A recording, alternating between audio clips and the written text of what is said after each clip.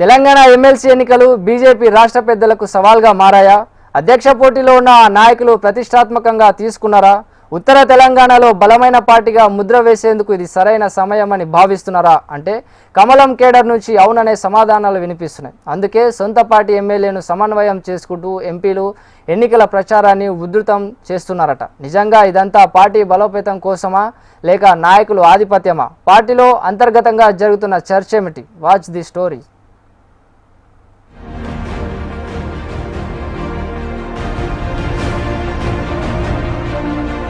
తెలంగాణ రాష్ట్రంలో జరుగుతున్న పట్టభద్రుల ఉపాధ్యాయ ఎమ్మెల్సీ ఎన్నికలు బీజేపీ ఎంపీలకు సవాల్గా మారాయి.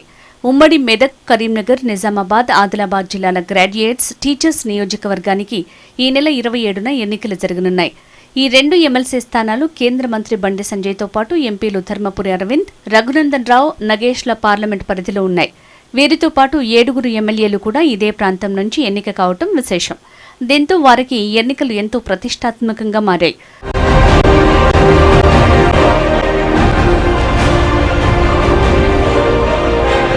2023 వరకు ఆయా నియోజకవర్గాల పరిధిలో బీజేపీకి నామమాత్రంగానే ఓటు బ్యాంకు ఉండేది.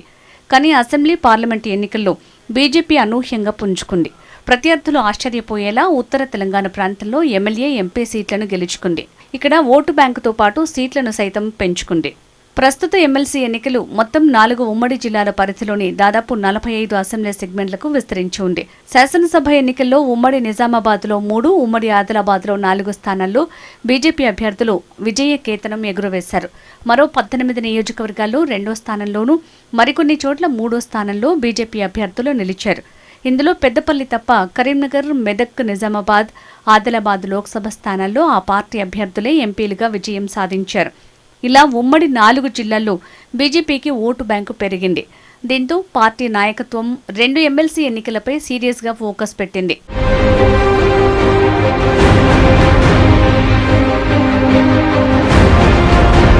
ప్రస్తుతం బీజేపీలో కాబోయే తెలంగాణ చీఫ్ ఎవరు అనే చర్చ నడుస్తోంది. బీసీ నేతకే పార్టీ పగ్గాలు అప్పగించనున్నారనే టాక్ వినిపిస్తోంది.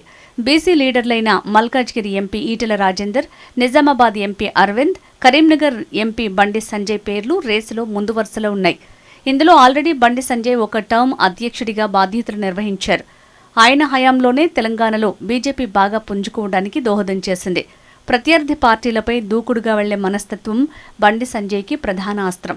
దీంతో కొంతమంది ఆయన వైపు మొగ్గు చూపుతున్నారు. ఇక ఎంతో రాజకీయ అనుభవం ఉన్న నేతగా, ప్రజానాయకుడిగా ఈటెలకు పేరుంది.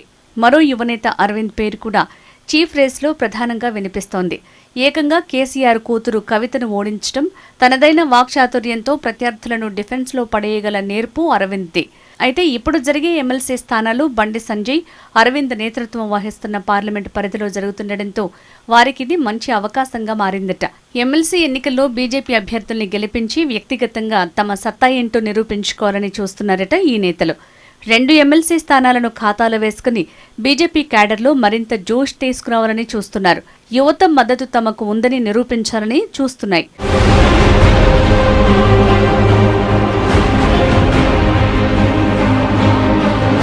ఈ 4 నియోజకవర్గాల్లో పట్టభద్రుల ఎమ్మెల్సీ అభ్యర్థిగా సంగారెడ్డి జిల్లాకు చెందిన అంజిరెడ్డి, ఉపాధ్యాయ ఎమ్మెల్సీ అభ్యర్థిగా విద్యావేత్త మల్క కొమరయ్య పోటీలో ఉన్నారు.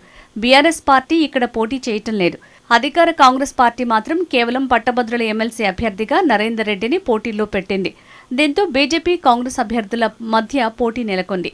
గ్రాడ్యుయేషన్ ఎమ్మెల్సీ స్థానాలకు దాదాపు 56 మంది, టీచర్స్ ఎమ్మెల్సీ స్థానానికి 15 మంది పోటీలో ఉన్నారు.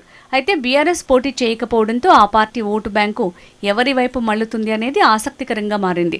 కేంద్రంలో ఉన్న బీజేపీ, రాష్ట్ర ప్రభుత్వంలో ఉన్న కాంగ్రెస్, ఈ 2 పార్టీలపైన బీఆర్ఎస్ ఘాటైన విమర్శలు సంధిస్తోంది. అటు మోడీ, ఇటు రేవంత్ నిరుద్యోగులను మోసం చేస్తున్నారని విమర్శలు గుప్పిస్తున్న నేపథ్యంలో ఆ పార్టీ సానుభూతి ఓట్లు ఎటు టర్న్ తీసుకుంటాయనేది చర్చనీయాంశంగా మారింది. పైగా ఎమ్మెల్సీ ఎన్నికలు మొదటి, 2వ ప్రాధాన్యత ప్రకారం వేస్తారు కాబట్టి ఇది ఎవరికి లాభం చేకూర్చుతుందో చూడాలి.